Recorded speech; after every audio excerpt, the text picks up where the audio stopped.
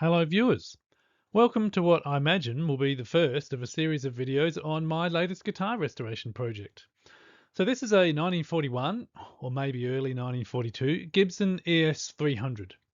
Now the ES300 was the flagship electric model offered by Gibson at that time, 1941, an era when they were still experimenting with electric guitar design, hence the unusual pickup position. Now, records suggest that there was only about 134 of these made. Gibson ceased, or at least slowed, guitar production, well, at least electric guitar production, to concentrate on the war effort in 1942. And when the ES300 was reintroduced after the war, it was different in a couple of significant ways. So as you see it here in the photo, is exactly how it arrived to me, including the fact that most of the hardware is missing. Now, I bought it for a fraction of what a good condition one of these would typically go for, and I have a collection of suitable parts to return it to at least playable condition. It will never be a collector's grade instrument, as it has had some repairs in the past, including a horrible respray of the top, and it looks like it's been fitted at some stage with a non-original pickup, probably a dog-eared P90, judging by the marks left around the pickup cavity. So I'm happy to restore it to player's grade. Who knows how far I will take it? For now, I'll just give you a rundown of the current condition of the guitar. So a closer look at the finish on the top shows that there's really only one word to describe it: filthy. It is covered in grime and all sorts of build up and lots of fingerprints and goo and gunk. It's clearly been refinished at some point. You can see where the bridge used to go. There's finish that's been chipped off. The hole for the pickup has these extra little cutouts at each end. I don't think it originally would have had those cutouts, so the pickup that's been sort of retrofitted at some point, they've made those cutouts to fit that pickup. So I'm not sure what I'll do about those. You can see where the pick guard used to be. There's a bit of a shadow of it there. I'm not sure what that square shadow is underneath the pick guard. Maybe there used to be like a felt pad or something resting it there. So yes, hopefully with a bit of a clean up, the top will look a lot better. So here's the label inside. You can just make out at the top right that it says ES300, and the serial number appears to be 97273. So when I look that serial number up in this book here, Gibson Electrics, the classic years, you'll see that 97273 seems to belong to late 1941. If I look through the pickup hole with the dentist mirror, you can see that there is actually some numbers scribbled on the inside of the top, on the underside of the top. So I'll get back to you with some more details on what that number is. Maybe that's the factory order number. Here's a closer look at the beautiful Brazilian rosewood fretboard. There's a few divots in it. It's not perfectly smooth. The guitar is 85 years old, so it's had plenty of play, and obviously someone with fingernails has played this guitar. But I think the fingerboard is perfectly salvageable. The frets themselves seem to have some life left in them, particularly at this end. However, if I go further down the neck, the frets do get flatter. I don't think these are the original frets because, now correct me if I'm wrong, the original frets would have had the binding nibs, typical of Gibsons of this era. So here's the headstock. The first thing I noticed with the headstock is that there is some loose binding that's going to need to be fixed. Other than that, the headstock looks perfectly serviceable, bit of a clean and polish. I'm yet to check the truss rod nut to see if the truss rod is actually working. With the light on the right angle, you can see all the patinaed crazing on the headstock. I like that. I'm going to try and salvage that as much as possible. The original logo is perfectly intact, so I'll keep that. I will play with the headstock as little as I have to actually to get this guitar playable. Okay, now looking inside the guitar, again the first thing to notice is that it is quite filthy and scungy, maybe even a little bit mouldy. But I can tell that this guitar has at least been fitted with a sound post at some point. You can see the base where the sound post used to be on that side just there. And looking in the other direction, you can see again where the sound post used to be. There's that spot just there where the sound post has been glued in place at some point. And looking through the bass side F-hole with the dentist mirror, reflecting back up to the underside of the top, right next to the parallel bracing bar, you can see a patch where the top of the sound post used to be mounted. So here's the back of the guitar, beautiful figured maple, stained a walnut brown. It seems perfectly serviceable. There's, again, it needs just a bit of cleaning and polishing. And there's a little bit of crazing that you would expect from a guitar of this age, but I think that it should come up quite nicely. I'm very happy with the back of the neck. Obviously, it has worn through the finish at a few points, around the 3rd and 5th frets. You can see that it is a maple, mahogany maple construction. But again, I think I'll just leave this exactly as it is, just clean it up and polish it. I don't think it needs any work. Here I am in the editing stage. I think the neck is actually most likely a mahogany, walnut mahogany 3-piece construction. The back of the headstock, however, does need some work. These are clearly not the original tuners. Somebody's taken 3 on a side and chopped them up to make 3 individual tuners and fitted them. So one of my first jobs is to remove these and see what needs to be done to fit some more appropriate, historic looking, modern perhaps, tuners.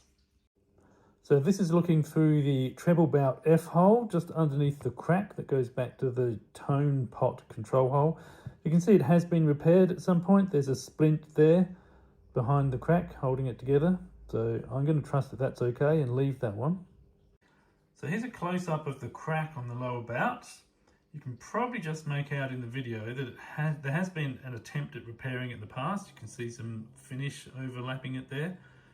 So I'll have to have a good inspection, get in really close and have a look and see what's happened in there and see what I need to do to fix that probably more permanently. If I shine a torch on this crack and move it along the crack while looking through the F-hole, you can see at certain points that light is getting through the crack. So that shows that the crack isn't perfectly sealed. So I will have to address that at some point. Although the neck joint does look very good, there is some evidence that there's some movement. If you can see, there's a little crack there in the finish.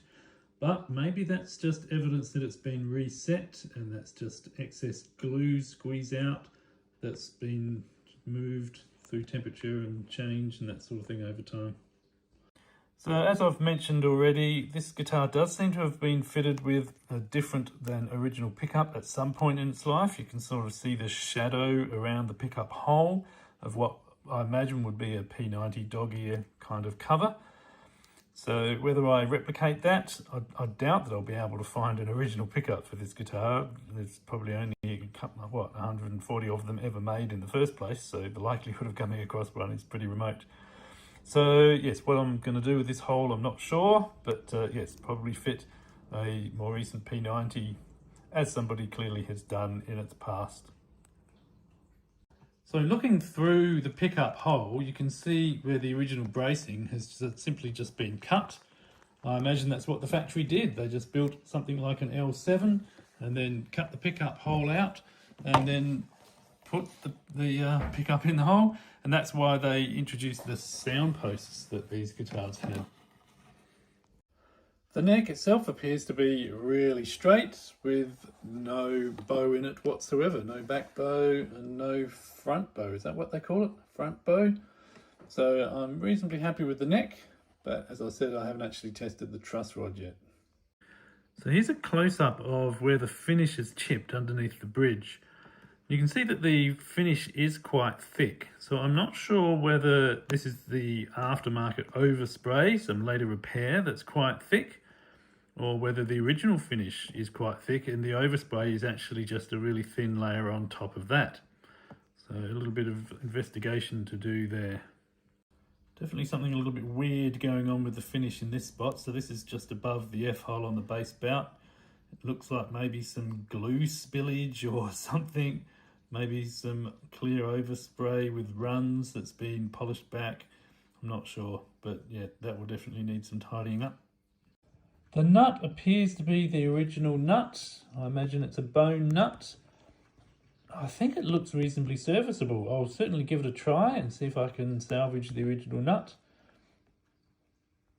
The fretboard itself, the rosewood, is extremely dry, so it will definitely need a really good soaking in lots of different lemon oils and things to try and get some life back into that fretboard. But yes, I think it is salvageable. I just think it just needs a really good soak. So that's one of the first things I'll be doing. So this is looking at the binding and the side on the treble bout, and this is where the pickup mounting bracket used to go. Now, can you see all the overrun of the finish? So yes, I think that tells me that the finish that's on the top is not clearly the original finish, but the thick layer of the finish on the top is unoriginal, and that's what needs to come off. The side itself is perfectly intact, and there's the hole where the jack goes, a couple little cracks there, so I think I can reinforce that reasonably easily and have that quite serviceable very easily. Me in editing stage again. Obviously I meant to say pick guard mounting bracket here, not pick up mounting bracket. Okay, this is a close-up of the end of the fingerboard on the treble side. I've just noticed something interesting, how the binding is chipped away, but it's curved in line with the fingerboard extension tongue. So maybe that's how it was originally. If somebody out there has got a early 40s L7 or ES300, can you send me a photograph of what it looked like at the end there? I do suspect it's chipped away, but it's interesting that it's chipped away in such a way that it's sort of keeping the curvature of the end of the fingerboard. Okay, I'm now looking inside the guitar with the camera down the pickup hole at the spot in the lower bout side where there is that crack visible on the outside. And as you can see, light is getting through. And if I shine a torch on the spot, you can definitely see the torchlight getting through that crack. So yes, I'll have to do something about repairing that crack a little bit better. So there's a rundown of the guitar in its as purchased state. The first thing I'll do is clean and continue to inspect the guitar before doing any work. Then I suspect I'll repair those cracks and oil the fretboard. I think my next stage will be to fit some hardware and string it up just to see what it plays and sounds like before deciding how far I'll take things. As I said, it will never be anything more than a player's grade instrument, but it is still of some historical value and maybe some collectible value, so I will make sure I do things properly. Does it need a refret? Maybe. Does it need the top being stripped and refinished? Maybe. But also maybe not. Watch this space to see what happens. Thanks for watching episode 1.